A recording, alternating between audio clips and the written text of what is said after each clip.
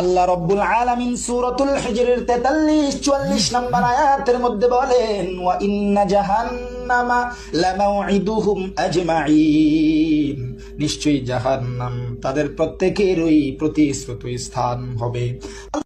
এ বন্ধু, হাফিজুরের দালালি ছাড়ো। আল্লাহ তাআলা এত নাজ নেয়ামত দান করছে, এত সুন্দর কণ্ঠ দান করছে, কারো দালালি করার জন্য না, একমাত্র জন্য বলি। কারো দালালি করার দরকার নাই, কারো সুর নকল করার দরকার নাই। আল্লাহ তোমার যে সুর দিছে ওই সুরটা নিয়ে সন্তুষ্ট থাকো। এরে তুই যে আমারে নসিহত করলি, তোর গলায় তো হাফিজুরের আওয়াজ শোনা যায়। তুইও তো হাফিজুরের দালালি কইরা কইরা আরেকজন রে নসিহত দেস না,